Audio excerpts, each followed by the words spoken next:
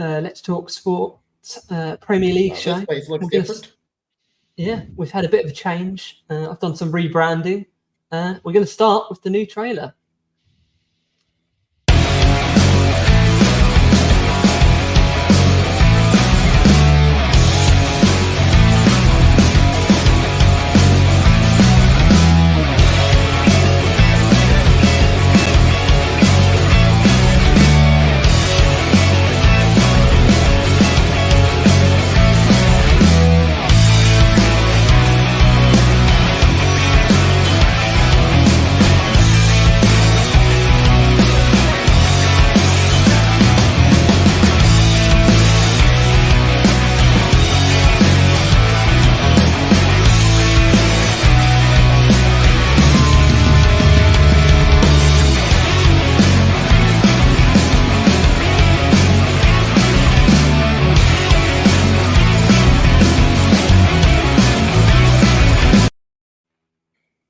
There it is, the first airing. Good work, Jono. Good work getting all the all the shows, got all the logos. I'm loving it. I'm loving it. Let's Talk Sport Network growing in memory. Yeah. Still working hard, keeping things alive for Dan. So it's a good effort there, mate. Good effort. Loving the work.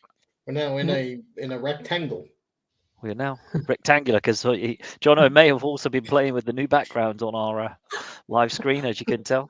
So bear with us while things look a little different today. We're still working it out. So here we are, week just gone of absolute mayhem as per usual in the Premier League. Started off Friday night with Fernandes potentially saving Ten Hag's job for at least a weekend or so, with a late winner at Fulham. Guessing you two were both happy that it could have gone different with it started with the perfect start with McTominay with the goals, and then we'll get into it later, but decisions where it goes subjective. We'll say that, and I thought that because the games against United, it's always very tight games. That like the last few times against Fulham at Craven Cottage has been a late winner, so I thought brilliant. We scored early at the time, like finally something positive, perfect start, but then it said no, and then I thought maybe this could be a heads drop thing where Fulham get one chance, because that's what it could have been. That's what it started maybe looking like, because Fulham did have a good few chances. Yeah, they played well. We got the result, and when we're not playing well, you've got to get results. And I said it on the mag, even under Sir Alex, I think I've said it on here before as well, even under Sir Alex Ferguson, there was times that we didn't play well and we got a result. And in that game, we got the result where we didn't play last. We'll go into that later, but we didn't play well in that Champions League game and didn't get the result. And that's the difference. What was that crazy? Sorry about Maguire? Special shout out to Harry Maguire in that Fulham game, because in the first 2 minutes, he looked concussed, but then put in a world-class performance that I've never seen him do in that game. That was the one game in a United shirt, you mean? It's like, there's someone. I don't watch England that much, my friend. But no, I didn't think you would. That's why I said it. I'm just like with Harry Maguire. I'm like, there's someone here for once. He obviously went missing during the week, though. But we won't talk about that. We won't talk about that pass against Copenhagen. And Plestri, brilliant off the bench. That youngster looks something in there. He's the one winger that we have that actually wants to play like a winger. He's got to be pushing for a start soon. True, because like I said, Palestri is the one winger we have that actually wants to play like a winger, and his first thought is to create the chance rather than score it himself like every other winger we have. Yeah, it looks like he goes actually down the wing rather than, I'm going to cut in and try and shoot. And unfortunately, Anthony wasn't his greatest game ever. We'll say it like that. He looks, to me, I think in my opinion, with Anthony, I think the field issues with him are distracting him from playing football the way he wants. I think his head is just not in football right now, and I really think we should just put him to the side for now. I think we pulled him back too quickly, and I even said it on the mag as well, that I think maybe it would have been a good idea to, when he came back from his, obviously we all know what happened, maybe ease him back into game time by maybe a few games in the under-21s, before just chucking him straight back in the first team after he ain't playing for like 8 weeks. I think that is on Dan Hag for rushing him back, in my opinion. But did he rush him back? Did he rush him back because the team needed him? Because I think he rushed him back because he kept playing Bruno as a winger, and that doesn't work. Yeah. But I feel like he needs to start. For some reason, he hasn't, but I feel like he needs to start trusting Pellistri more than just a sub and give him a chance to start games. Or try Mount outright. Yeah. Yeah. If you may not have to trust him, but you've got to give him more game time than he's getting right now to see if he can trust him. Especially like this weekend when we get into preview, like Luton, I would play him, start him against Luton. Just give him a start, see what he does. Yeah, that's true. And we delved into Saturday's games. There wasn't a massive amount of shocks that came out of Saturday's game. Sheffield United managed to beat Wolves with a bit of a contentious end goal, which we'll save for Alec as well when he joins us. I mean, Brentford got a good result for them. Nathan Collins scoring the winner. Yeah, another good result there. Brentford are still ticking. Again, we've been talking about Brentford a lot, haven't we? About ticking over and just doing a damn fine job. And Thomas Franks being, I think one of the major talking about is that City smashed Bournemouth, but Holland decides to take a week off. Yep. After you bigged him up on your fantasy football, make sure just do everything that I say, but the opposite. To be fair, very, very bad week for fantasy football scores all round, and we will get later. But I think I saw a headline or something. It was like one of the lowest scoring weeks for any. Yeah. Everyone had because a lot of things that people had went the wrong way. Yeah. Everyone had, as you say, Haaland as captain, and he didn't bother turning up against that, or lots of stuff. It's pretty much every result that Man City wanted they got this weekend, which ruined everyone else's fantasy teams. Yeah. Absolutely. That sums it up. What else happened this week? Anything Saturday afternoon? I don't want to delve into it. Burnley lost again. Yep, Burnley lost again. But I'm just thinking. Obviously, there was a big game Saturday afternoon, but we've got Alec. I think the pressure's building on Company now. It's starting to get that way. Do you think he's going to change, or do you think? I know we talked about Burnley being probably ahead of their rebound curve anyway, because I think they probably thought he'd take another season in a championship. I don't think they were going to expect him to come straight, in and win it and come up. He's dominated that league last year. I'm surprised they were absolutely head and shoulders above. I'm surprised he hasn't changed. It's football that he wants to play. Burnley just can't do that in the Prem. It's just you can get away with it in the championship because the rest of them play like defensive, so you can be a dominant team. But just in the Premier League, most people are playing. Quality. He doesn't have the quality to play it in the Premier League, I think. And you're playing against seasoned internationals that have done that football all the way for years. Yeah, and that's the thing. They're doing it. They're playing seasoned internationals week in, week out. Whereas, in the Championship, you've got a couple of teams with, good players and whatever else. Usually it might eventually work. Down. Like I know Roy Hodgson after the game said some nice words saying if they keep playing that way, they'll eventually get a win. Yeah, when they go back to the Championship. Yeah, that's the only thing. It's like, when did they get one? When do they get that win? It's when they go back to the Championship and win everything again. But again, Brighton have also struggled this week again. Yep, again. I mean, they got a big win tonight. They almost completely lost. Yeah, they got a big win, but that is against a fighting for relegation Ajax this season. Yep, that's true. So, I mean, it seems like the Everton revival, maybe the Bill Kenwright thing was enough to spark them into. Apart from Ashley Young that scored a very interesting own goal.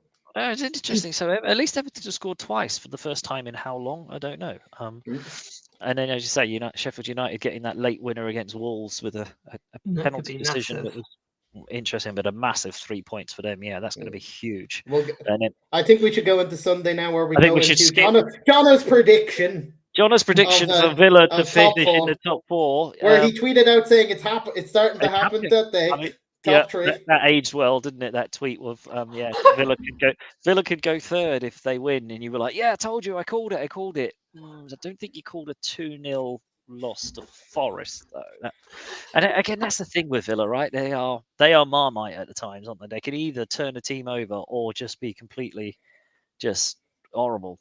And Sunday's game was one of those for them. See, I don't mind Villa, but it was just comical the way after your tweet, Jono, that it just went 2-0 to Yeah, it was just perfect. Literally scored straight after I said that tweet. Yeah, it's all happening. It's all happening, and then 1-0 down. It's like, mate, you got to love social media. It's always there. And then we had Liverpool going down to the mighty Luton. Very shock result where Luton actually scored first. And it was interesting. I don't know, and I don't want to, start there was clutching. decisions before the goal, but there was decisions. potential. There were some potentials and rumbles and stuff, but the the team at Liverpool just seemed distracted, not at it. I mean, I was watching the game tonight, and they just didn't really seem cohesive. You know, we had to. I mean, he made 10 changes tonight from the game on Sunday, which is not surprising. Sunday, Thursday, we've already talked about how much turnaround and squad depth is going to be important. But then he did bring on tonight all of the big names and all of the big guns to try and salvage. It almost worked.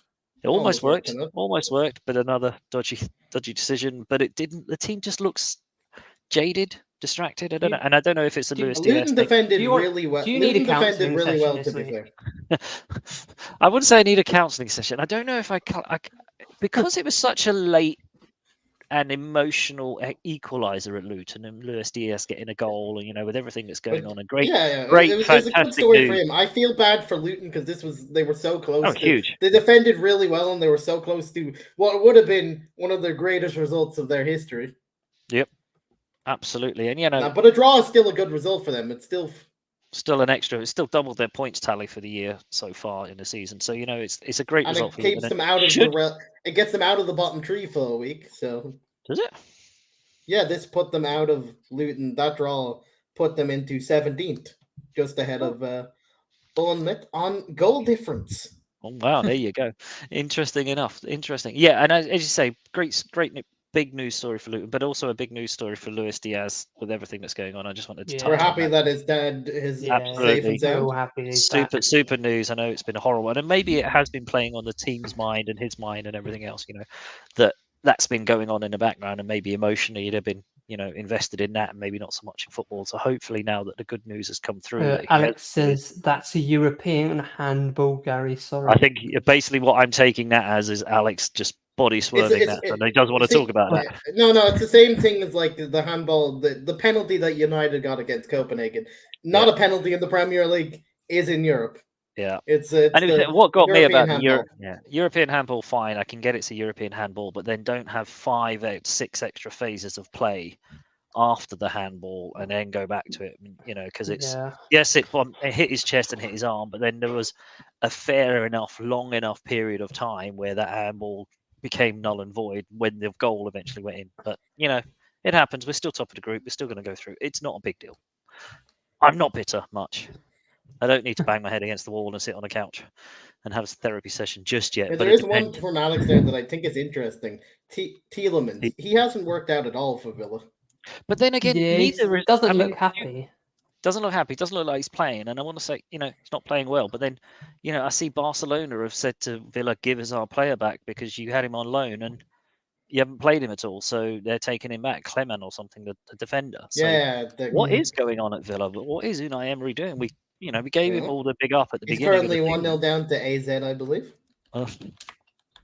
What is he doing? What's he playing at? Has he lost his way a bit, or has he got a plan? And then therefore, if the players are not adhering to it, he's sticking to his regime, and the players can go sit on the bench. They're getting paid enough and whatever else. He doesn't care. It's an odd one that's going on there. It's like we said before. Villa can either beat a team comfortably or just. It's an odd one.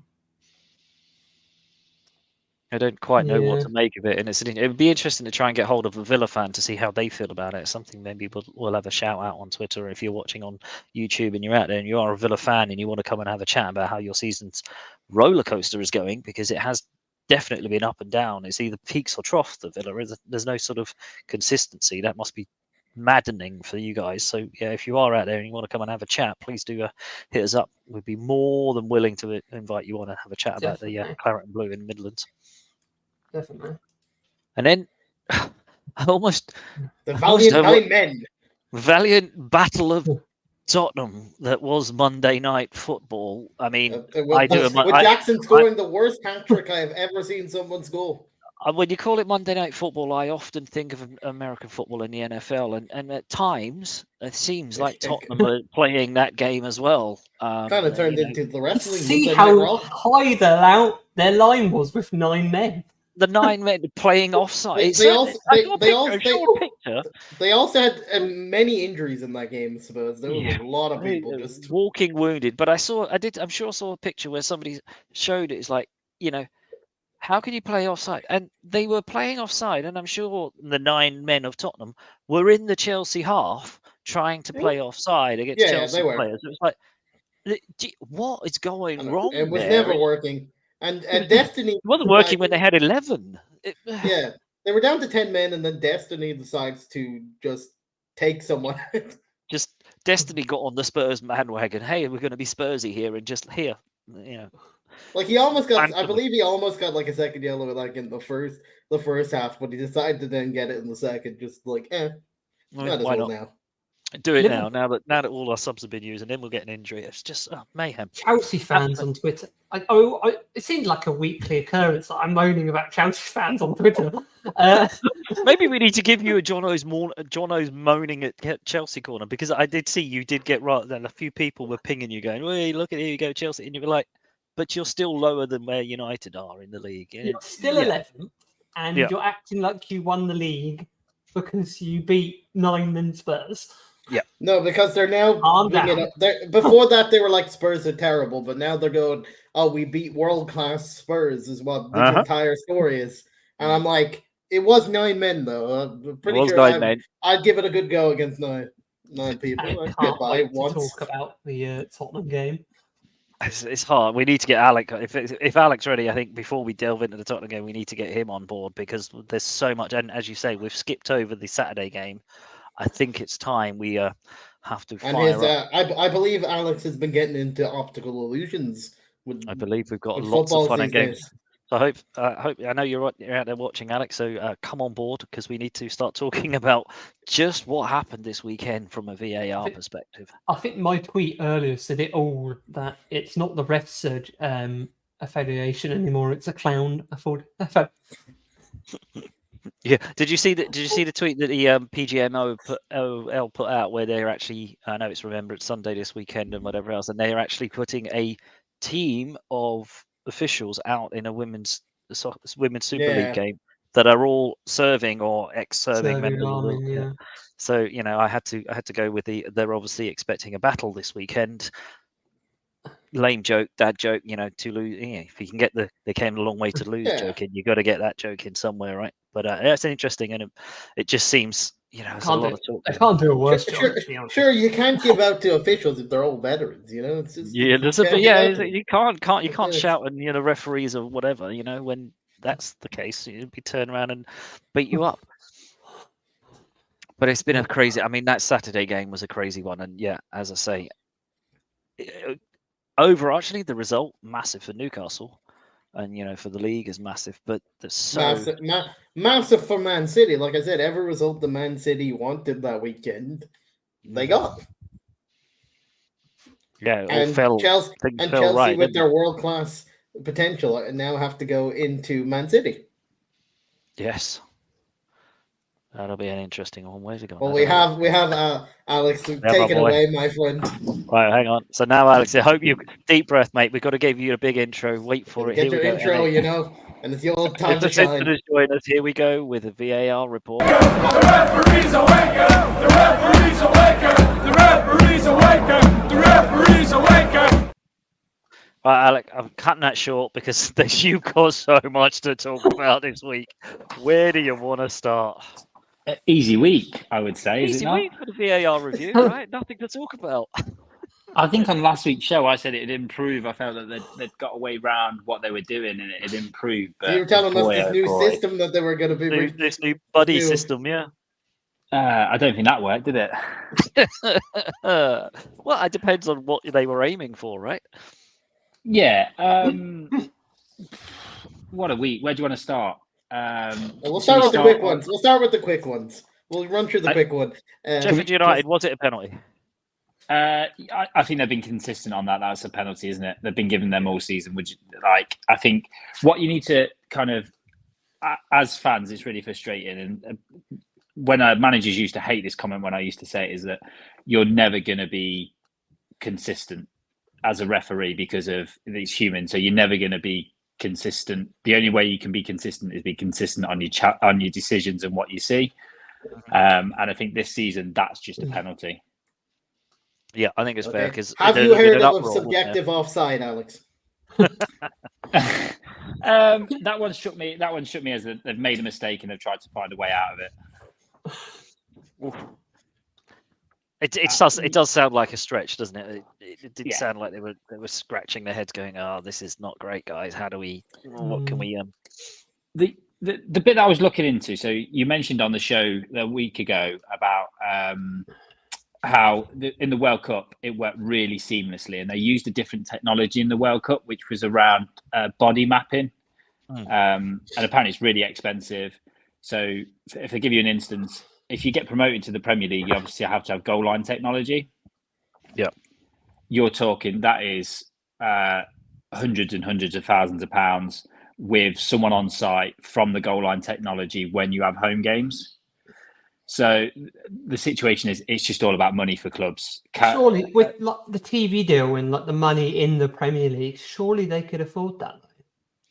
There was a vote on it. It was voted down. It was voted down because it was because there's so many. I mean, who do you then give the money to? Because you got to kind of at the beginning of the championship season go, we think you'll come up, and therefore you'll need the technology by next year. And then you get a team like Luton. There was no chance that Luton would have got that technology in place when they were rebuilding their stadium and everything else. So I can kind of see it, but as you say, it all comes down to money in the end. So it's not surprising it's not there. Yeah, it's all a bit crazy to be fair. I think it's that's that one. I think that's quite the easy one. Yep. I say Penn, they're being consistent. I think you've just got to roll with it, being consistent. What I don't like to see is jumping forward a little bit. Is where they're in the Tottenham game, they were consistent, and then they gave a red card for the challenge. Yeah, I don't think that was Romaro's was a red card at all. Did he give him a straight red, or was it a second yellow? I thought it was straight red. Which decision are we talking about? Romero's decision. I thought it was it was a straight red. Straight red. It was so if it was a second yellow, I would have. It was Destiny was a second yellow in that one. Yeah, it's interesting. Yeah. Or did he just skip? It was a second yellow and skipped it and just showed the red. Oh no, be nice. So be nice. So as a referee in that situation, you always go double yellow because they only get 1 week's ban. As well as you go straight red, they're off for 3 weeks. So I think club potentially with even longer. Yeah, you got to come back to that place. So we got to circle back because I know you're trying to skip over it, and there were a few ums and ahs. Nothing else really stood out apart from obviously the Saturday evening game. I mean, there were 5 or 6 big calls on the Saturday game. First of all, I want to start with the Havertz yellow. I know there's been talk subsequently, and it seems like the referees have all got together and kind of gone, that should have actually been a red.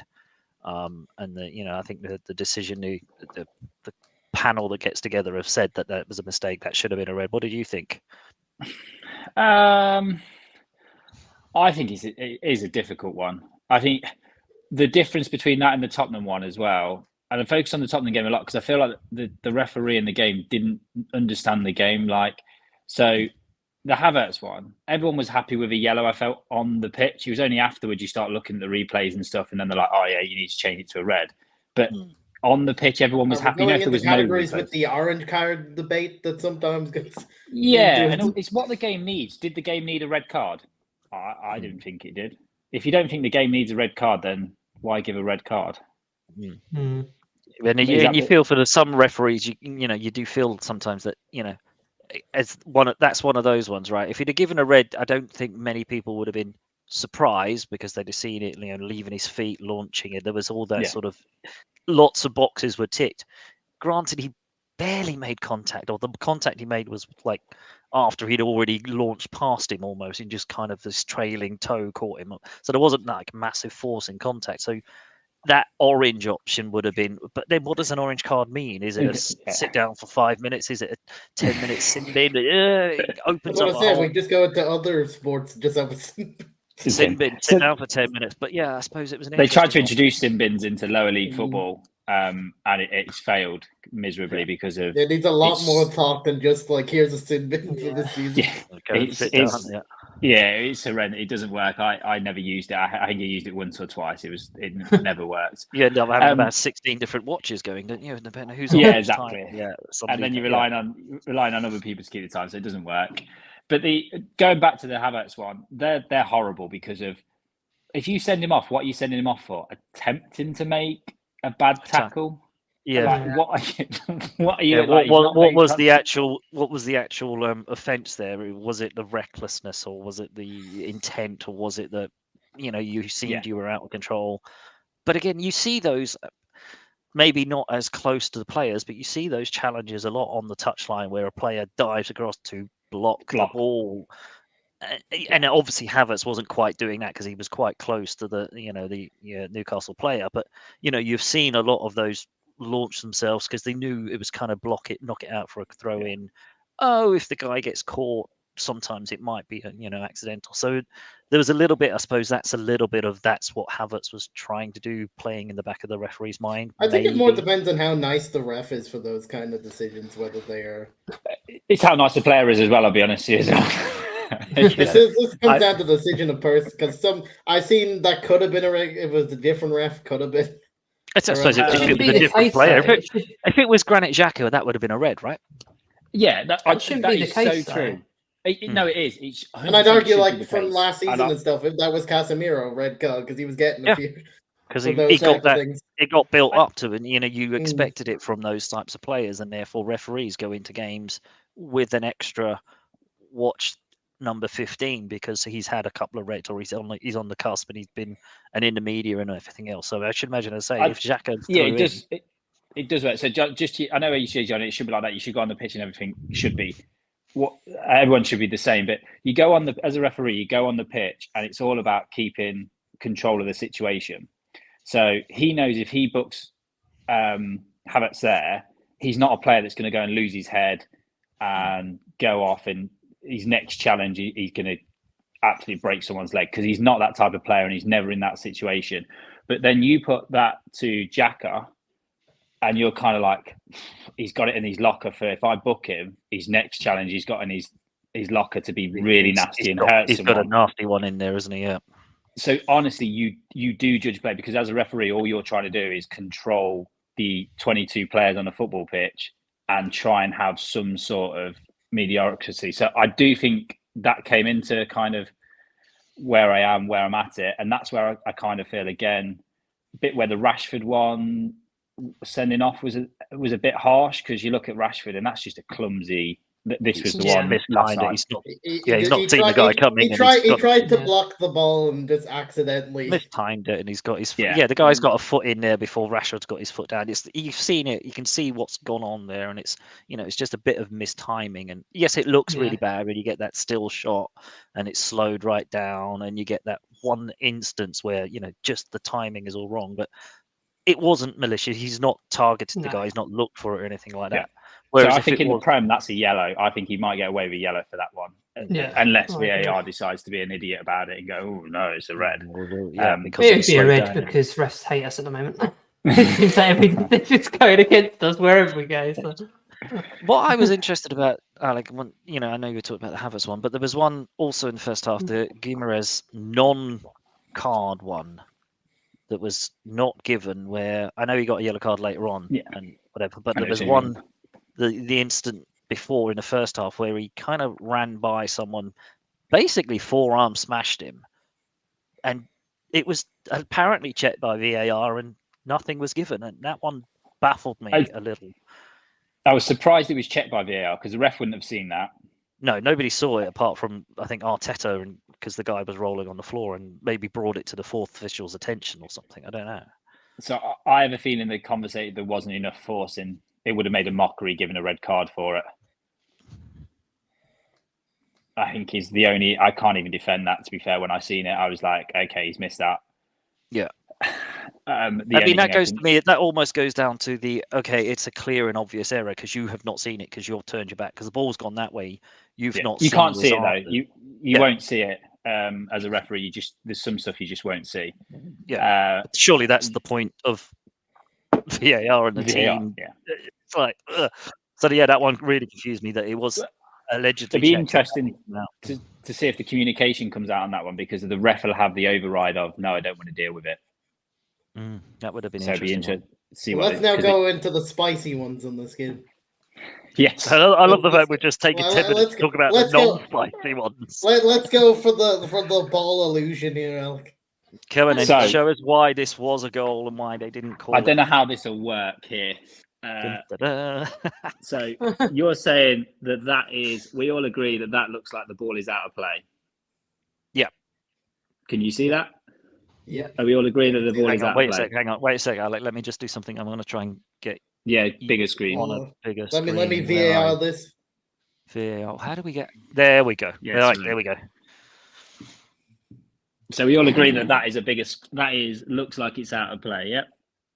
Yeah. From this angle, I would say that ball should be called out and dead. So if I go from this angle, would you say that ball is touching the line slightly? Yes. The whole circumference of that ball is not out the line. Looking at that from there, and that was the issue with VAR. Yeah. The VAR had no definition and could not tell that moved over the line.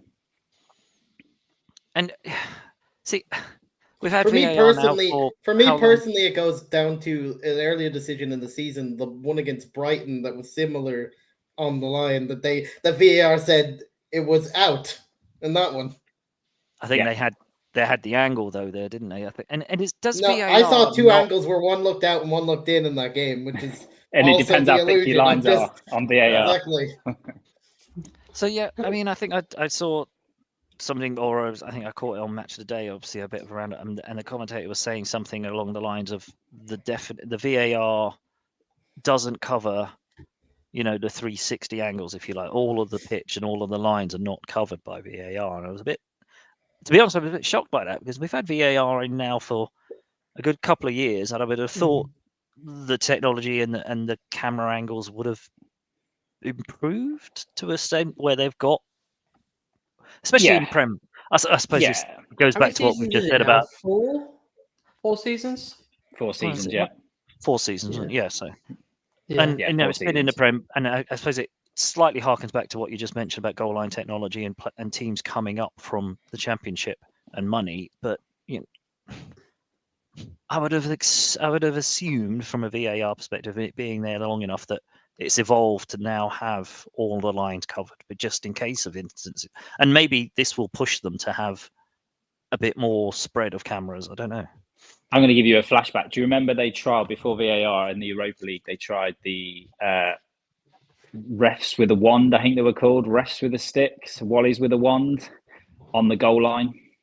Oh, yeah, the extra lineman assistant. Oh yeah, I remember that. Yeah. Now I remember it was a failure, and that was why this was brought out. That was one of the reasons why it was brought out, because this is a blind spot to linesmen. Because when you're on the line, the net's in the way, right? The goal's in the way for that one. You're looking over, so when you're on the line, you can kind of have that overview look. As you look down the line, you've got the overview look. This one is just a pure blind spot. Can cameras pick it up? I mean, you've got to be asking why these footballs haven't got chips in them. And so when VAR came in, I lost my. I was in a referees meeting. I lost my head a little bit, because I was asking a question with the Premier League refs. Why are we deciding VAR on maybe decisions like penalties? They're all controversial decisions. Just get the yes/no decisions right. Yes/no decisions first of all. Yeah, is that ball in or out? Yes, sure. That's kind of black and white decisions, right? And that would make it takes away, as you say, contentiousness and penalties, and should that be a sending off and whatever else. If the ball's over the line, call it as over the line and show it, and it's done. And then how much is goal line technology improved? I think football, as in football games. I think it's goal line technology. And goal line technology is a game changer, wasn't it? I mean, we've seen so many goals that were given as goals that weren't, etc. And in a matter of seconds, right? It's instantaneous. It's whatever the system is. It's boom. Watch buzzes on the referee's arm. It's in or not done. There's no arguments. With VAR at the moment, we're getting to a point where we're looking for things to rule out. What it seems like in certain decisions, we're just looking for the sake of looking sometimes.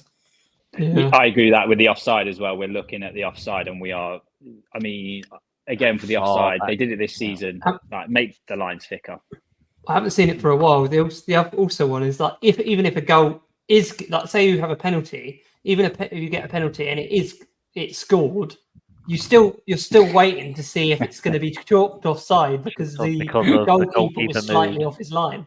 Yeah, I hate that one. Yeah, I hate that one as well because it seems like if the goal goes in, they don't particularly check the goalkeeper, but if the goalkeeper makes a save and he has kind of gone, then they check it. It's like that one's a bit, if the goalkeeper moves and jumps off the goal and it goes in, it should still be retaken because he's tried to gain an advantage, because it would be retaken if he jumped off the line and saved it. So what's the difference? And they changed it. So they've changed the law on that as well, where now it is 2 feet behind the line as well. It used to be 1 foot, and again, one on the line and step. It's just Well, we'll get to the other one where Arteta gave out about the push.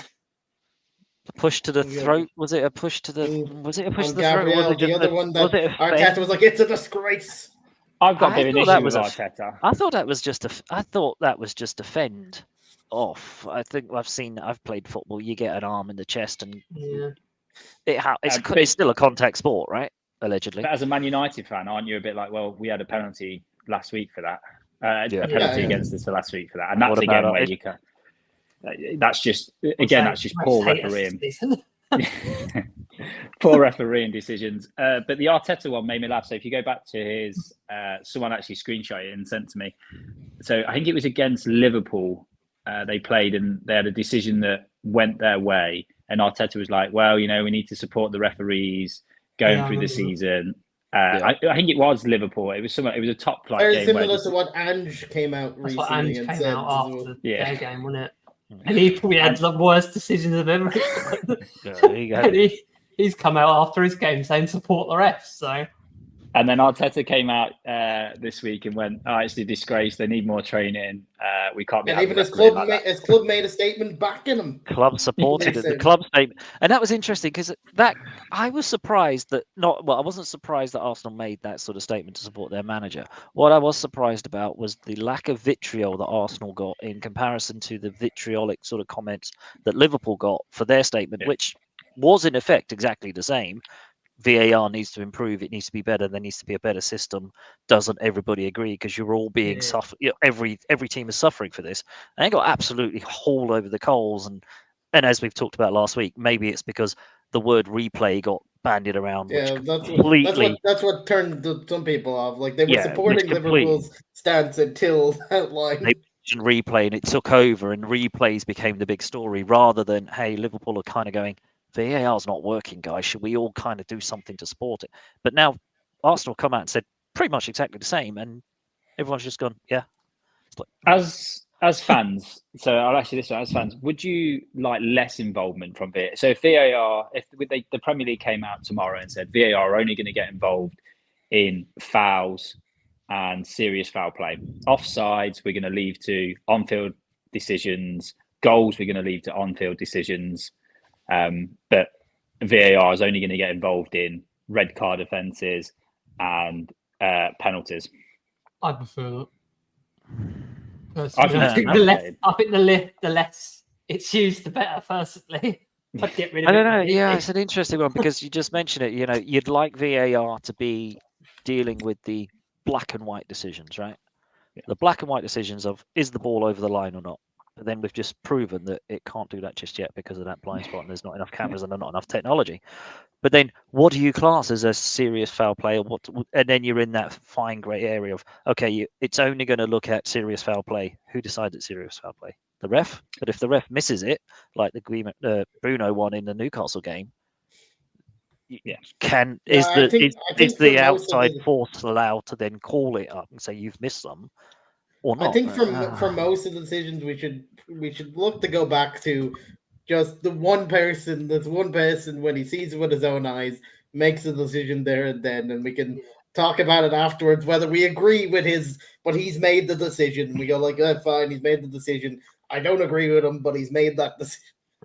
He called it. It's an interesting one because ones like if a common sense decision, then you shouldn't need VAR for it. Yeah, but common sense seems to have lost its way in our game at the moment. I don't think the way the laws are being for certain decisions like that Rashford red card in Europe, as of bringing that up, is like the ref was looking at that incident. He had his eyes directly on that incident, didn't give anything or a foul or any card. But then VAR brings it back to a decision that the ref was looking at in real time, directly right next to it, and then gets into the monitor to look at the still image of it. It's just, if the ref sees it in real time, why are we going? Yeah, I suppose that's it. You're right. If the ref makes a call on a foul and he just goes, "That's just a free kick," then you just go with it. It's just a free. You go with the referees. Can you say to a ref, "Oh, you've given a yellow for that. You thought it was bad enough for a yellow, but you didn't think it was bad enough for a red. We've had a look at the slow-mo. It looks worse in really slow motion on a still photo. You should have a look." Or do we just go, ref's decision? Or, shockingly, do we just go back to ref decision is final? Come back to the Championship where I am. There's no issues at the moment. No issues. Ref's decision is final. There's no VAR. There's no waiting for that technology to come or up. Even if we are doing VAR still, show them in real time. Show them the play in real. Don't slow it down. Don't go, look, you saw this. This is what you saw in real time. Are you still happy with your decision? Don't slow it right down and wait for the freeze slow frame on the actual freeze frame on the bit where the connection was made, which always looks terrible because it's the force of physics. When two bodies collide, it looks worse than it is. But when you see it in real time, the body is flexible. Yes, it looks bad. If Rashford's one, the picture of Rashford one does look bad. But when you see it in quick time, it wasn't like he stamped in the ankle. It was like one of those hits. Guy's foot twisted and was up again. It was not like he was rolling around screaming in agony. So, yeah, show it in real time. Get the once and go, what do you think? Stick with it or not? Yeah, I think there's a lot of involvement.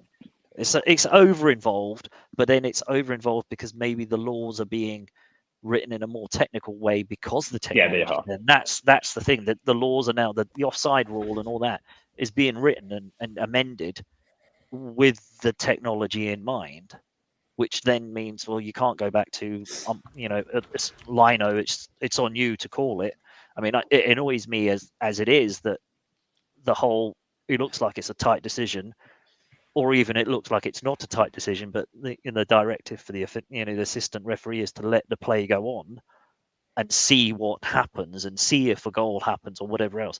That annoys me when the guy's clearly offside. Call it as clearly offside, because inevitably, I've said this on a couple of occasions, inevitably someone's going to get a really bad injury from that happening, where the guy's clearly offside, continues to play, a defender goes, oh no, I've got to get back, slides in for a rash tackle, does damage to either himself, that's the attacking player, they made it where you can't put the flag up until the player's end of the play, and it's like that's gonna cause a serious injury at some point. We get told to wait. We get told to wait on the offsides. We get told to wait anyway, just for the next bit, and then this was obviously, I don't have it, never worked with VAR, but you have to wait anyway just to see what happens, because there can be a deflection or another player can run onto the ball. So that delays in there, and that's fine. But you are right, running on 30 seconds, 40 seconds, even like the handball this evening with Liverpool, like running on 2-3 different phases of play, just isn't healthy for anyone. And don't forget, everyone just wants to see a good game of football. They don't want to now we've got to go back, and now we're going to rewind and do it all again. Football's meant to be entertaining, and the VAR, they need to find a better way of working and better way of communicating on how to do it. Do you think there's an over-reliance on the technology at the moment? Because it's there, they're using it, but are they over-reliant on all that decisions a bit? And is it taken away from the referees? In your opinion, do you think the referees in the Premiership are stronger for having the technology, or do you think they are more reticent to make the big decisions because of the scrutiny? I think it's really, really weird. So there's two things. I think Jono was right in what he said in terms of there's a bit of a reliant on the technology sometimes, and the technology not being good enough. But probably going down a dark hole here. But don't forget, these guys Careful what you say to. Yeah, these guys are competing with each other. Trying to find a graphic to show if I can find FIFA level referees. So these guys only get paid the big bucks when they get to go to tournaments and their FIFA European license games. and they get in the Champions League games and they get in the FA Cup final. And I find it really, really difficult when you have a referee that's competing with another referee. He's in the VAR booth, and the other referee, who is his teammate / competing against for an FA Cup final, is refereeing a game. Ooh. You can't tell me he's not thinking. I'm not saying that logically he's going to go, oh yeah, I'm not going to give him the best help in the world, but there's going to be something there, bias, right? Yeah, you're going to go, actually, do I want to make that decision? Do I want to be on the front page? Do I want my name in the VAR official of this week, XYZ, made this call? Oh, hang on, he was online for a... Yeah, that's interesting. It's a really weird situation to be in, and so that's why I am pulling for full-time VAR. I agree. Yeah, and I think it's the only way going forward. I don't know if you can bring it up, Gary. I've sent you a graphic that I want to put up on screen. It's in our chat. Got it. Yep, see it. Hang on, bear with me. Let me see if I can get this sorted. You carry on talking. Talk amongst yourselves. Yeah, and so then I suppose. Go on. Sorry, John. Yeah, so I've got a graphics coming up in a minute, and it's a red card in 2 games, out of play in 2 games, penalty, no penalty, penalty, no penalty. It's Jono's the refs are against United kind of spiel we're going here. Like, so you'll see the and edit up. Yeah, you'll see that it's like it's the identical things, and it's been given on, not given, and given on the occasional thing. And this is the problem. If we can get this up, it's a good graphic to show it. Bear with me. It's coming. Here we go. Boom. Yeah. So, right? Yeah. Can you see them all? Yeah. Yeah. So again, yeah, it's. I think it goes back to that consistency thing as well, doesn't it? Which one is given, which one isn't given, and I suppose it's the debate on the first one is more the Europe versus. Yeah, I was just going to call that one out because that's UEFA rules versus the Premier League. It's just different football. Honestly, I've refereed. I was lucky enough to referee in a under 16s, under 15s Champions League tournament. And it had teams like Porto, the Paris Saint-Germain, loads of different. Obviously, they're only juniors, under 15, 16s, but the style of football they were playing and the way they go down is just completely different to how we're taught in the UK. But it's consistency. I mean, that handball penalty at the bottom there, the non-penalty, that was shocking, even for VAR not to pick up. Yeah, because his hands are in a perfectly normal, not away from his body at all there. And I suppose going back to the black and white decisions of the out of play, not out of play, as you say. It's the illusion again with both those things, the technology could call it on one end but couldn't call it on the other. That's consistency of why can we call it once and not call it? But I suppose as you mentioned that, I know you briefly touched on it, a chip in the ball. Surely, I mean, how? I don't know. I mean, I'm saying way it is now, it's definitely possible. It's got to be possible. Then I know there's a lot of where does the chip sit in the ball? Does it have to be right in the middle? And how do you then, how does it gyroscopically sit in the middle of a ball? And I'm sure some cleverer people out there than us will put it together. But if the Premier League wanted it to work, they'd make it work. Yeah, I know the one at the bottom with the no penalty. The one at the bottom there with no penalty, I know after that game, Bruno really wanted an apology and never got it from PGMO. It was the one game he was actually saying, because the week before that was the Wolves Onana thing where they instantly apologized to Wolves. So he's like, where's our apology this week? Yeah, that'll enamor him. That will really enamor himself to the rest of the rereferees for the rest of the year doing that, of course, won't it? I mean, with Bruno, he gets a yellow card a game anyway, so it's really no difference there. On field, though, that handballs, handballs are horrible in the box. They are the worst decisions to give because of it is so ping. But often a player's reaction will tell you whether it's a penalty on this one. And I think he did kind of go away quite sheeplish. Yeah, after the handball. He hid afterwards and hoping to disappeared and went running away. Please don't look at me. You can tell almost when that's happened. The players know sometimes, don't they? Odd ones, but if it's a handball, you can almost sense it's a handball with the instantaneous reaction that players have. You know, if it hits their arm accidentally, they're like, "Oh, it's hit my arm." But if it's a bit more like that, the instant pull the arm away or instant do something to rectify the situation is inevitably, like, you know, as you say, Alex, 9 times out of 10, it looks like a pen, smells like a pen. Smells like a pen. It's going to be a pen, right? And those are the indications when the arm sort of goes, oh, it's like, okay, mate, you've obviously handballed that. Come on now. Yeah. But yeah, consistency in a VAR is a utopic goal, and that's something that, you know, you would have thought we'd have got better at over the time that it's been there. But I guess it's getting more complicated with the over reliance of it, and as we mentioned, the rules being amended and changed almost constantly for referees. How do you keep up with the rule changes? I mean, how often do the rule changes come into every effect? year? It seems like every year there's year. rule change. Yeah, but aren't there in-season sort of tweaks as well? They had the advisories, so they generally run from they generally get them in December. We used to get them in December, but a lot of them would be advisories. So every week you'd get an email for, like, especially in my leagues, it would be like technical areas need tidying up, or can you make sure that sock tape's the same color as the stuff like that. So there will be constantly getting feedback, because I think what they've done really well with this year is discipline. I think dissents really dropped off this year.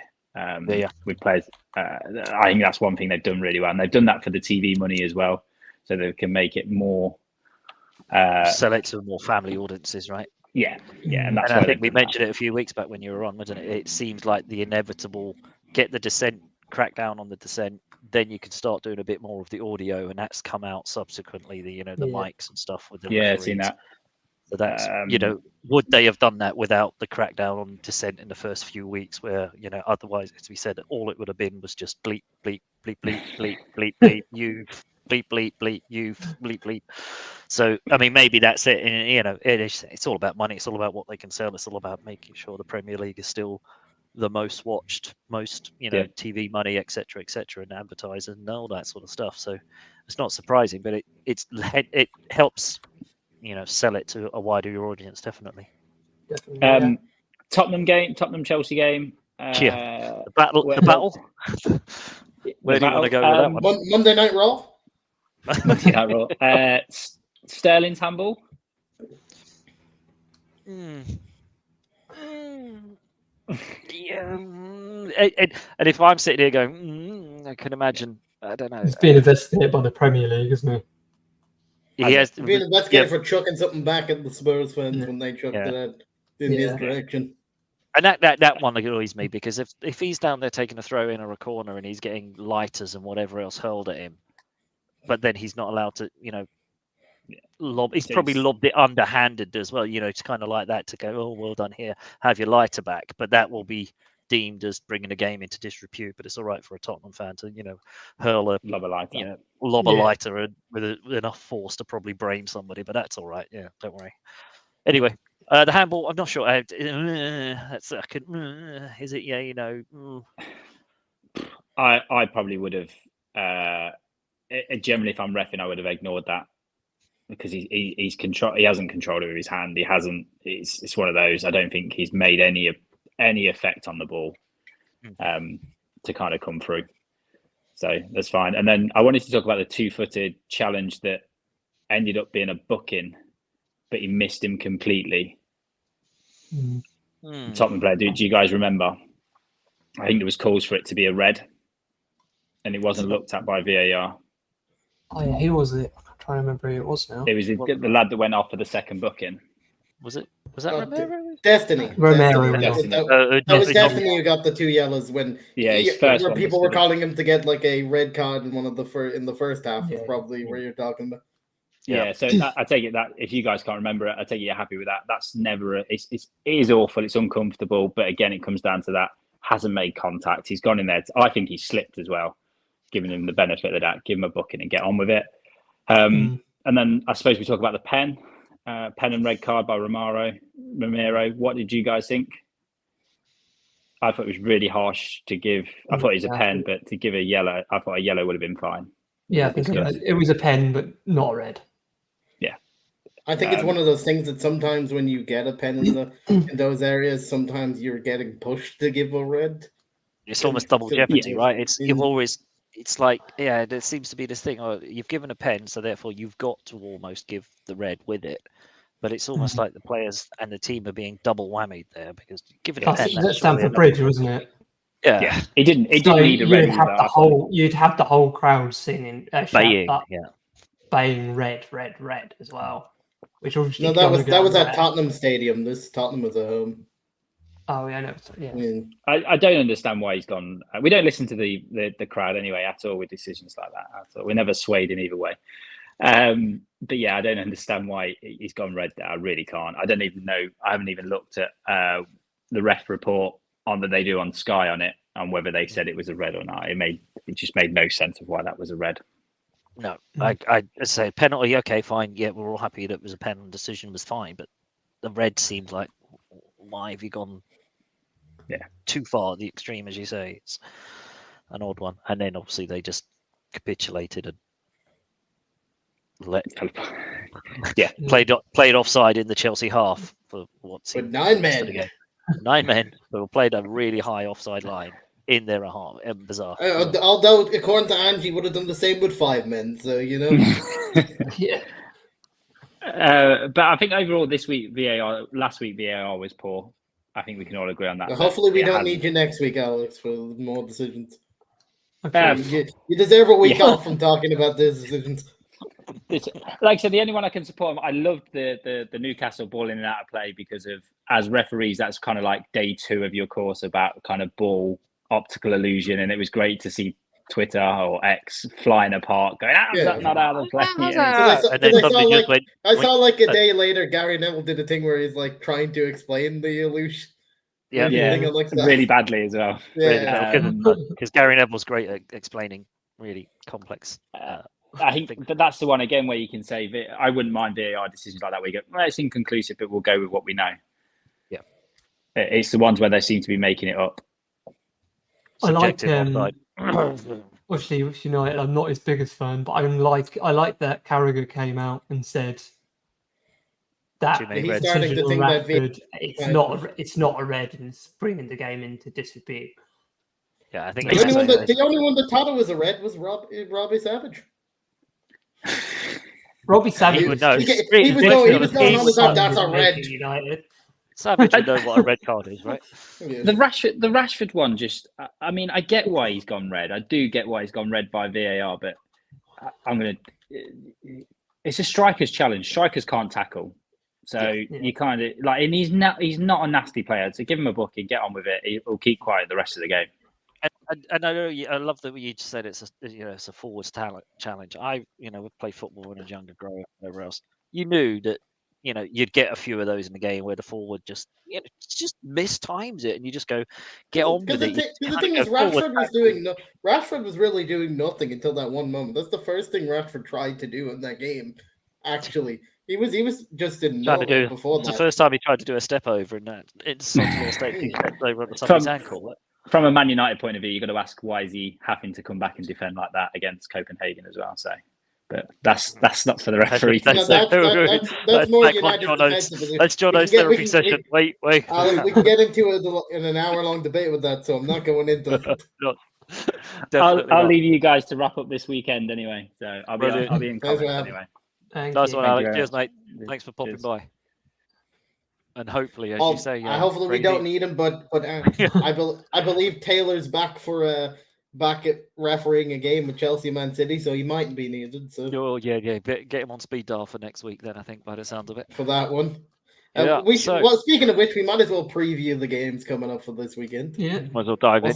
We'll start off with Wolves versus Spurs with practically no one now but Son, because they got a lot of injuries in the game. Charlison has gone for surgery too, so they don't even know. That was an interesting one. Yeah, he's been carrying this injury for a while or whatever it is. And, maybe which makes sense to explain why he's been so bad. Yeah, could be. And it sounds like it's one of those niggly hernia-y in that area where it reminds me of Rashford like 2 seasons ago, where Rashford had an injury the entire time, and then got surgery. And then had it's one of those ones It's one of those ones where you can play with it, but you're not 100%. It's niggly, it's painful. Because Rashford needed that operation for like a year, and we just played put it him off, through put it off, and put it off, and not ideal. So I reckon Spurs bounce back with that because they are against Wolves. I don't think Wolves. I don't know. Really I don't know. With after what just happened, Wolves might be up for it, but that could also be their downfall if they go for it.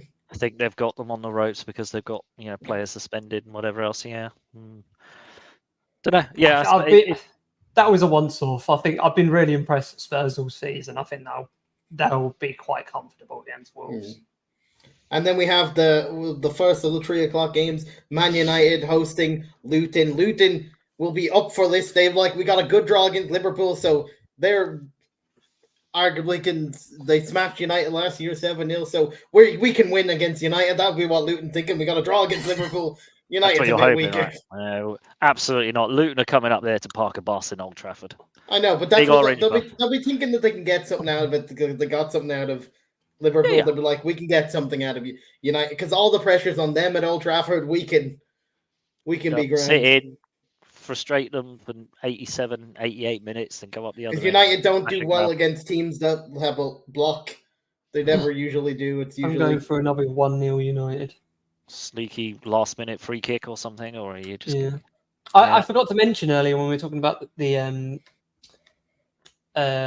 United game. That was Bruno's 200th game. Yep. Already? He's now on 202 201 after the Copenhagen game. This weekend against Luton. I suppose you get quickly adds up with Europe. You had a lot of games in the Europa League, didn't you? And plus, Bruno has this knack of never missing unless he gets banned for a game. Yeah, he has not missed one game through injury or.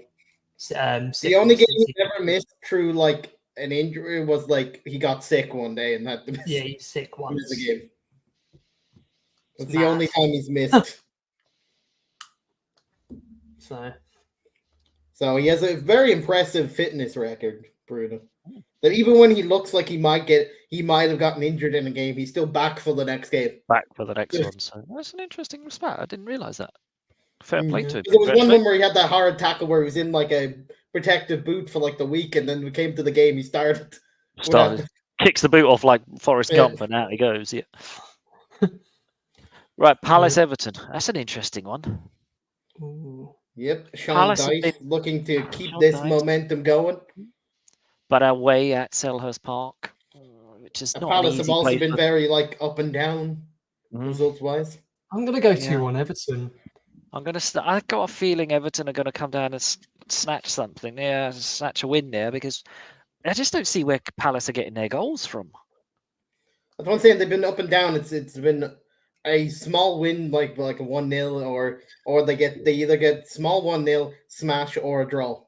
Yeah, that's all you get out of Palace, right? So they sneak a 1-0 win, they get a 0-0 draw, or they get hammered. Good news for them today, though. Ezzy signed a new deal. Surprised about that. I thought some big clubs would be snapping him.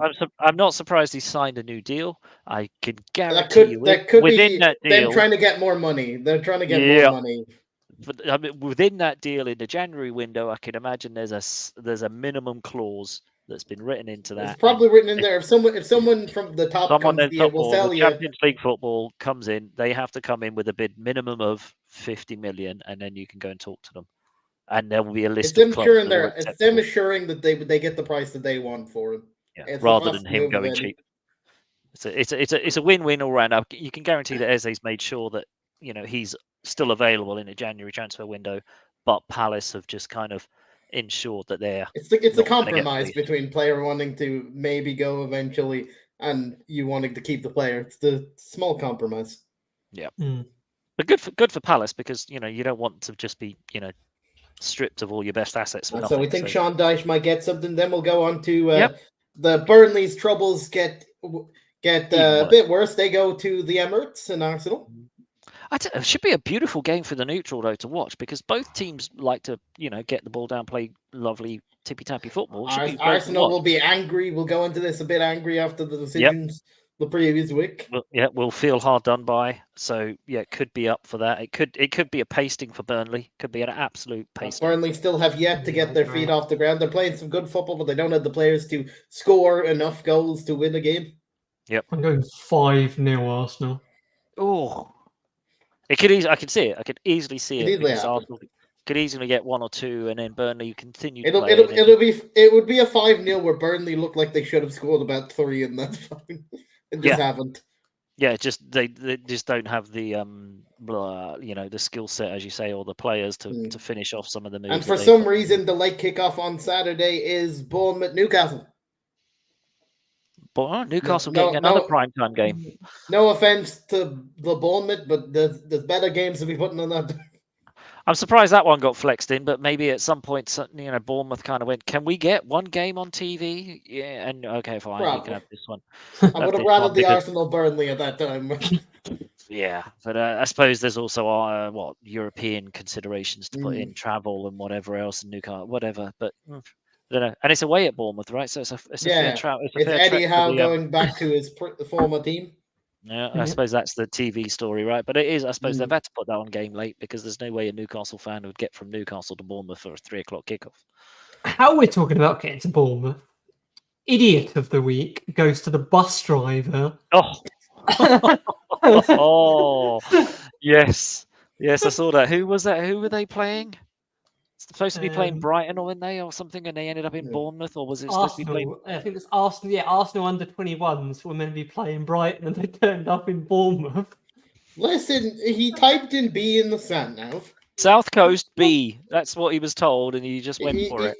He said, "Google, give me directions to a club that starts with B." And he just said, "Fine, I got it on the map. Let's go." South Coast team starting with B. Follow me. Let's go. And he's like, "We'll get there when we get there." Do you think he got someone goes like, "I think he took a wrong turn." Nope, not according to the Google. Not according. Sat nav still tells me this way. I mean, at which point does somebody go, "What are you doing?" Wow, you got all the way to Bournemouth to do it. It's like that's Bournemouth manager is under a bit of trouble though. Going, he's not had the results that Bournemouth. When they sacked Gary O'Neill, they brought this man in from Spain that played this beautiful football with the club in Rayo Vallecano. It doesn't translate too much from La Liga to Premier League, different ball game, and he hasn't a lot more really figured it out that much. Completely different football than La Liga. It's more physical and more speed. And I don't think it gets better for him against Newcastle. No, I think Eddie Howe is going to smash his. He'll want a response after going down 6-1 to Man City, but I don't think he gets it. He won't get the response that he hopes for, but he'll certainly get a response. He should get 3 points there, right? I mean, I'm going to go another 5-0. Oh, 5-0 to Newcastle. 2-5. Goals are flying. Match of the day is being treated 2 nights in a row to a 5-0 here. Yeah. We'll go to the 2:00 one. Jono's top 4 hopefuls. Aston Villa host. Still clinging on to that top 4 hope. Host Fulham will be a little bit mad that they lost in the last minute, pretty much against Man United when were doing so well. Travel, they're not great away for 4-1 Villa. Oh, more goals. You're just doing that because you hope that you've got all the goal scorers in your fantasy team. And Aston Villa won 2-1 today against AZ. Oh, they turned it around today. So Villa, I can see Villa being a home win there, but not by 4-1. I think that's hoping for. Although they did play their main team in this game, so that's a Thursday with their full starting 11 against AZ, pretty much. Thursday turn around, and might be a bit of a change of the guard there for that game. Interesting. Brighton against Sheffield. That's a 4-0. That's got 4-0 written all over that one. Yeah, that's Sheffield's day. I know, but Brighton, I don't know. That's a get right. But Brighton, that's a game Brighton are happy with. That's a game like finally we can get back on the track in the Premier League. That's what I see. That as a get right game for Brighton. That one, they finally get back in their groove. 3-0. Yeah. Evan Ferguson hat trick. There it is. Called it. He's captain for this week. Brentford coming to Anfield, that's a toughie actually. Brentford travel really well, really well coached. Liverpool. Anfield Liverpool in the last 2 games, not at it at all. Maybe. Although today for the most part it was their B team for the most part, but then they brought on their stars and they did bring on the big guns for the second half. So I don't know. Should win it. We should. I'm going 2-2. I see it. I can see it a draw. I can see goals in it. Definitely goals. We can't hold a clean sheet at the moment. So, depending on what Van Dijk's illness was, whether or not it's just tummy troubles, travel sickness, or something potentially worse, be interesting to see, because we can't keep a clean sheet when he's not in the team. So I can definitely see goals in this, and whether or not we get enough to beat Brentford, I don't know. I'm obviously confident we will, in a not massively confident type of way. Forest. West Ham United Forest. West Ham in desperate need of a win in the Premier League now. They've been getting wins in Europe, but it's not translated to the Premier League lately. Yeah, it's starting to get a little bit. Game that is a 0-0. It's that. Yeah, it's got 0-0 written all over it, or it's got 4-0 West Ham because they just finally, they get a couple of free kicks, and James Ward-Prowse, does a few. Recently, they've only won in competitions that are not the Premier League. Oh, in the last 4 games. And I'm hearing rumbles that Moyes is out at the end of the season. He's not getting a new contract. He's going to see the season out, or they're going to give him the season, but they're already looking at.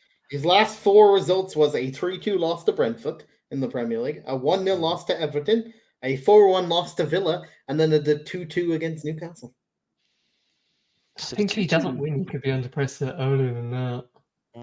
If he doesn't turn I don't think he'll last the season. He is saved this by winning against Olympiacos twice and knocking Arsenal out of the cup. That's why he's giving himself a little bit in between midweek. So he's good in a weekday fixture. You give him a week. You give him the weekend, he's like, nah, I ain't about it. Don't like the weekends. Go on, take the weekend off. Yeah. And then the big game, Sunday afternoon. Chelsea after destroying world-class. We'll forget that they're 9 Jackson men. getting off and running with his hat-trick. Maybe this is it. The floodgates where are going to open. Jackson said he scored a hat-trick for the best club in England, and I'm like, have you? They're not even the best club in London. I'm going to be honest. The best club on the King's Road.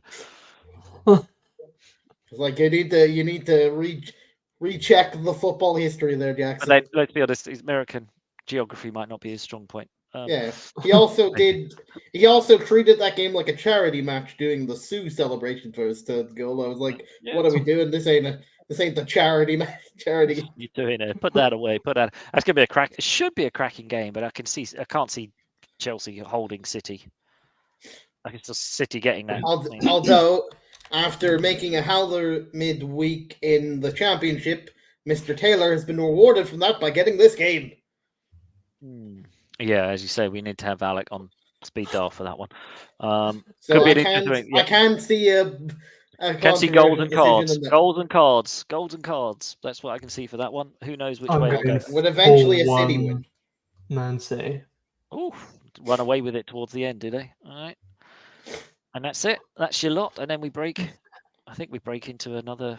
Are we breaking into another international break again after that? God, they come round quick, didn't they? Because all the international teams have announced their squads.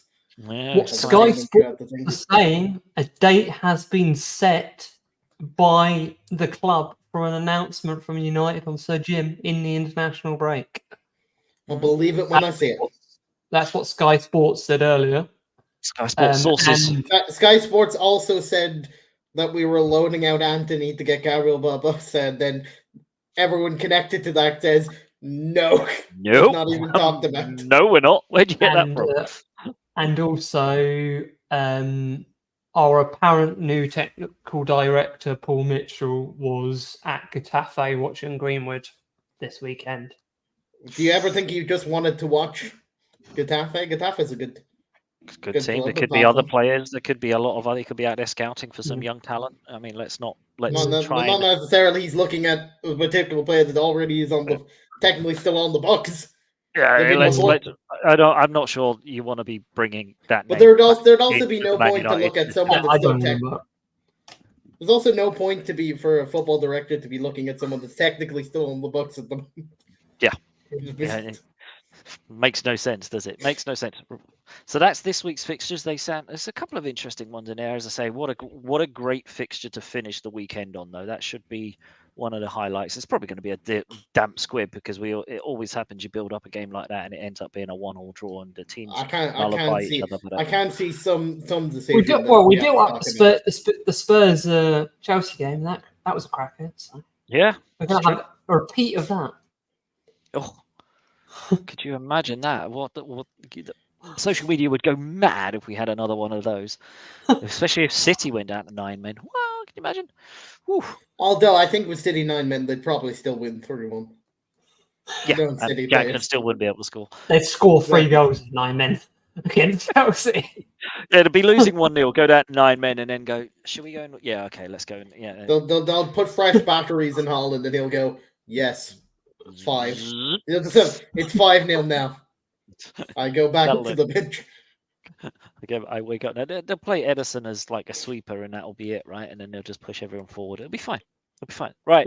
You've called a number of big games there, Jono. You said there's going to be lots of goals. So therefore, there's going to be big points available, I guess, from the Fantasy Premier League. Over to you, Crazy.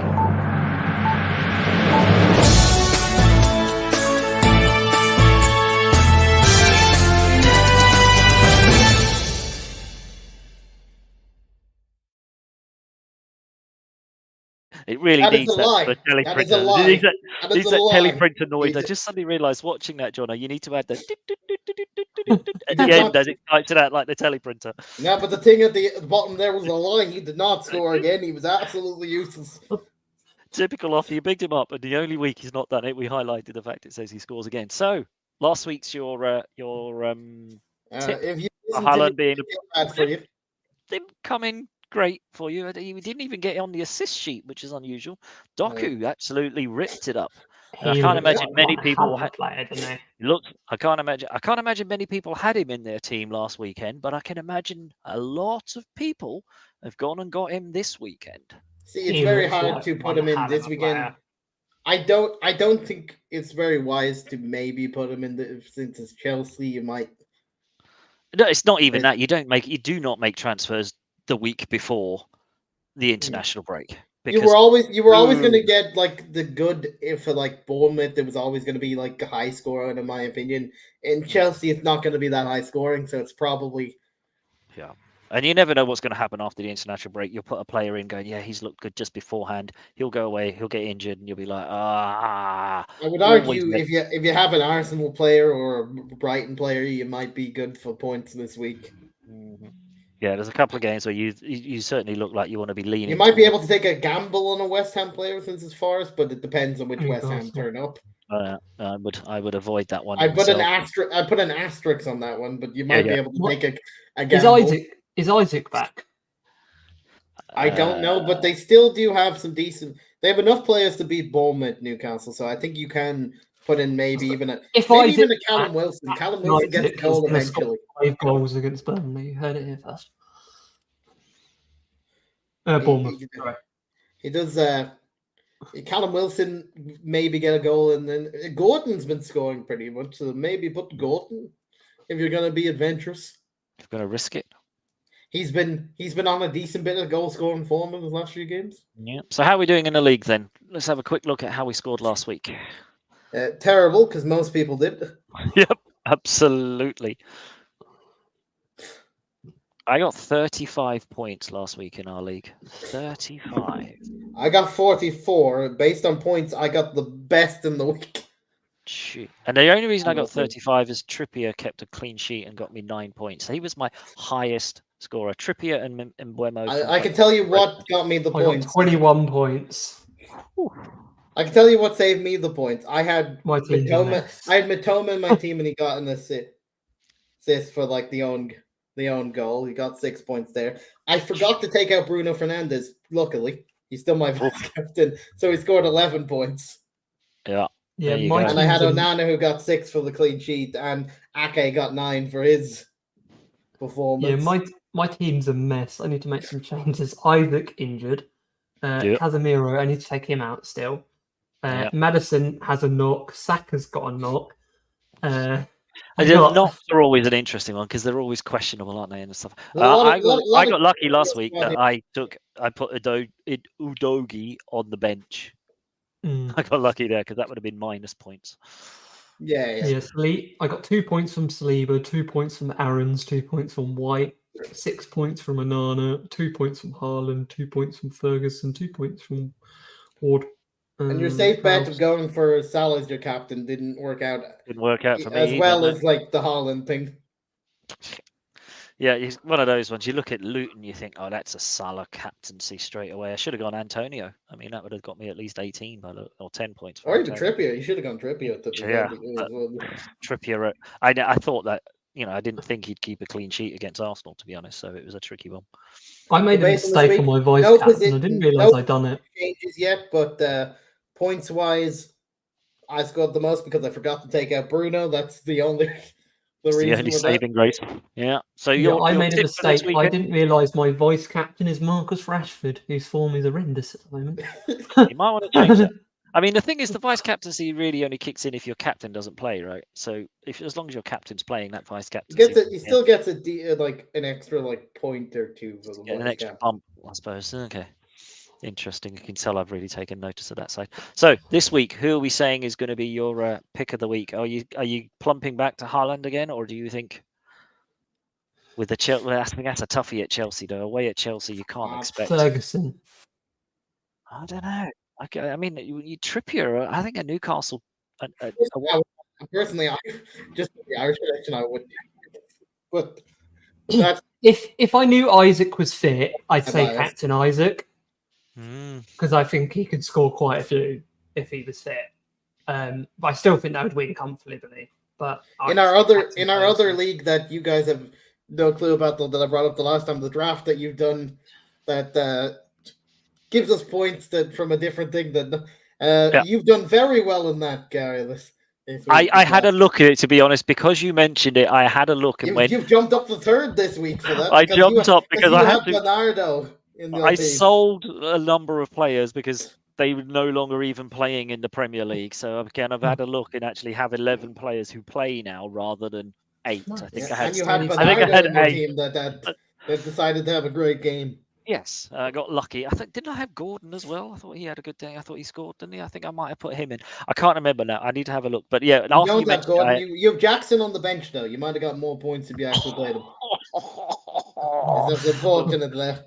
Wow, that would have jumped me up to second, maybe. You played Sterling, Kulusevski, Bernardo, Foden, Haaland, and Alvarez. And then to be fair to you, you wouldn't think to start Isaac, Jackson over Alvarez or Haaland. You luckily kept Romero on the bench though. Oh, got away with another one there. There was a -4 there on the bench though. The -4 plus with them plus 29 probably for Jackson on the bench or whatever it was. Yeah. But yeah, that was an interesting. Jonathan is unsaved. Jonathan got 31. You did there, mate. For once again, like in my actual fantasy, it's just Bruno there that just Bruno that saved you. Saved you on that one. So top tips for this week: either captain a Newcastle player. I've got a sneaky suspicion. I've got Ansu Fati, and I know he's just scored for Brighton. I've got to think I might slap a little cheeky captain on Fati for this week against Sheffield United. It is. He is quality compared to Brighton's players. He is the one that stands out with the Barcelona connection. He is a very talented. I've always liked him. He just never got too much of a look into Barcelona because it's Barcelona. It's hard to. Unless you suddenly score about 3 in one game. I think he was, it's a shame. That much. Is it a loan with an obligation? Is it a loan with option or obligation? It's just a straight loan. He's going back to straight loan. He's going back. It's a chance for him to get some game time, whatever. Out of the Barcelona, Fati, you're the successor to Messi, because I think that was what he was labelled as when he came through as a 16-year-old, 15-year-old, or whatever else. And for anyone to have that thrust at them at that age is just insane. And then he had massive injury issues. I think he had real bad year or two with injuries. And then they got a new toy with Pedro. New toy and a new coach. They got Torres and Rafinha, which went ahead of him because they were new signings. Yeah. and he just slipped down the pecking order, didn't he? So hopefully he gets a decent run under De Zerbi. And now they have João Felix as well to bring up the. It's kind of. Yeah. Yep. There you go. He needed to do something to make a statement that he can play. There you go. There's my left field decision for you then. Fatty for captain. Not a bad shout. Not a bad shout. And Ward-Prowse is going to go in as my vice captain because I reckon that's a Mr. Free Kick time against Forest. Mm-hmm. You think he finally comes back? He did get. I will say today's game against Olympiacos, he did get an assist again, so he has started to. The assist. He may have been warming up for the weekend. Oh, there you go. There you go. Good stuff. Good stuff. Any other? Arsenal are apparently without Thomas Partey till after January. They're for a while. There's a lot of rumors he's going to leave in January anyway. But he's apparently fully injured now, John, and they're not getting him back for quite a bit. So Arsenal will be going back in January for midfielders with Aston Villa's Douglas Luiz still in their market from a season ago. I'm sure they've bid for him in the last 3 windows. They have, but they're going back in for Douglas Luiz again, just like you. Going back in with the same bid that they've been rejected for 3 times, that they'll go back in again. All allowed £1 to it. It's kind of like that obsessive girl, that obsessive boyfriend, the girlfriend that just shows up at your door again and they're like, please come on. Me. I told you now. Stop it now. I've changed since you've last seen me. I'm a new man this time. Look, we're doing really well in the league. Come and play. I don't know. It doesn't strike me as the type of player that Arteta would want to build his team around. He's what, 29, 28, 29? I suppose he needs a bit of experience and some of that young team. Could be a good fit. They should look at the guy from Fulham, Paulinho. But I think Arteta wants someone like that he deems similar to Thomas Partey, and that's where he goes for Douglas Luiz and his. Because I'd take Paulinho. Yeah, he'd be all right under Ten Hag as a Carrick role. He strikes me so close to going to Bayern in the summer, and then that fell through like at the very end. Very last minute, wasn't it? Very, very last minute. Yeah, and then he signed a new contract for Fulham, so they get more money. Fulham get a bit more. Yeah, I can see him playing that sort of Carrick holding midfielder, deep lying guy that you need, and freeing. I can definitely see clubs going for him in January since he wanted to leave in summer. You might be able to. Yeah. January window will be interesting for a lot of teams. There's a lot of teams with holes, and a lot of teams need some bits and pieces. So it will be interesting to see how they go on. Boys, are we having a meeting next week? As soon as we've got the international break, should we give it a skip? Wait, sorry, no, Jono, should we do that special? We've got a special lined up for you, you lucky people. Just remember, we have a special guest coming on next week. Remind us who we were talking about, Jono. We're going to have a Luton fan on. You will know soon. We'll confirm on Twitter who it's going to be. But we're going to have a Luton fan on and talk about the story all the way up from non-league all the way to the Premier League. All the way to drawing against Liverpool. All the way to the big result when they beat United away at Old Trafford. Could happen by then, but at the moment, I can just say it's to Liverpool all the way up to Liverpool. We'll see by the weekend if we have the other one. Let's see if he's got a bigger story, but that would be great actually. The Mad Hatter he's story. He's the one who gets. Imagine Luton sack Ten Hag. I've always said that's the game that would be the one. If you were going to lose a game, the Luton one would be the one to sack him. Lose and the manager. Sack and clean house. None of these other ones that people are saying, "Oh, he's gone now." After this, I'm like, no, it's that Luton game that will be. And also, it's got everything written, and just to stir the pot a little, guys. Not that I'd like to see. I don't think he's going. I've said it already. I think they're going to wait, especially if it's as close with Sir Jim Ratcliffe as they say. They're not going to want to upset Jim by straight away sacking him before. I don't know. Get this one right. It's the international break. You lose against Luton. You've got a couple of weeks to get a new manager in. So Jim comes in with these great big ideas and maybe a manager that he likes. Yeah. Could happen. There is a story there, but like I said, that's why I said recently when everyone was given out when we lost. It's not going to be Potter. That's just a fake. That's Sir Jim's friend that likes Potter. That's not Sir Jim. He's not an idiot. He's not. Yeah. Let's be honest. Potter had his go. He was very good at Brighton. Chelsea was too big a club for him. United would be no. United, but who knows? United is too many experienced managers alive. You're not gonna. Yeah. Big Sam's still around as a manager, though, right? He's still. He'd keep us up. Keep us up. Well, that's what you want. Just to leave that one with you, Jono, for the international break. I hope you enjoy that one. Just mull over the fact you could be getting managed. No, but I've always said that Luton game. That Luton game was always the one, because I had fans online when we lost to Newcastle saying, "Oh, he's going to be sacked now." I was like, "We're not going to be sacked after losing to Newcastle 3-0." No. That could happen. So Jim did say he wants to bring the Manchester back to Manchester United. So Brexit 4-4-2. And then 4-4-2, Nicky Butt at the helm. Then Man City, we were never going to sack the Man City because they could beat anybody. It's just the thing. And then we just about won against Copenhagen the first time around. That was just about with a pen save. Yeah. And last night's one, I was like, the club are gonna deem it that it was the red card that changed everything, so they're not going to sack them based on that, because there's the excuse there for everyone in the background, everyone in the background to save their jobs. And that one, it was always going to be this weekend against Luton that there would be no excuse based on, no offense to Luton, and it was even a bad result for Liverpool to draw against them. Yep, it's just it was. It's not been talked about too much. It wasn't a great. It's definitely 2 points dropped, but it felt like a good point to get, considering the way we played and the last minute, and the equaliser and whatever else. So no, the story became Diaz because of the situation. Yeah, more so than Liverpool. The fact it was 1-1 at Luton, which as a story would have been even bigger. But yeah, it could be interesting. It does have potential rumbles. Clean, as you say, Sir Jim coming in, clean sweep. If the result, even if you don't lose and you just get a draw. A draw against Luton or at home isn't really good enough. There could be interesting times ahead at Old Trafford. I was saying, it has to be a convincing win, in my opinion. They have to somehow try. There has to be a United swashbuckling 4-0 raiding Red Devils. It's never going to be 4-0. The max it's going to be is probably 2-0. It was going to be anything. Well, I don't know. Scott McTominay. United don't score too many. The last time we scored 3-0 was like a very long time ago at this point. Probably you're going to last season. Somewhere down the line. It's been a while, I suppose, actually, yeah, when you say that. Yeah.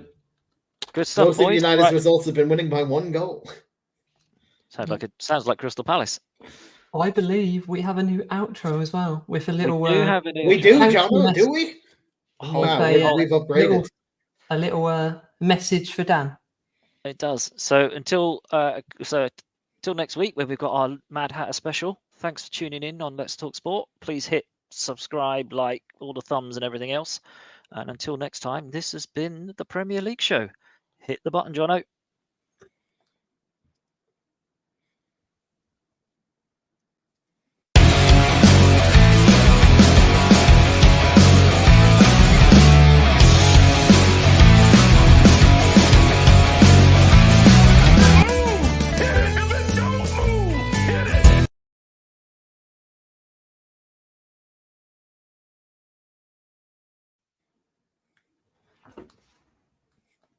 Yep. Are we out? I can't see anything. My screen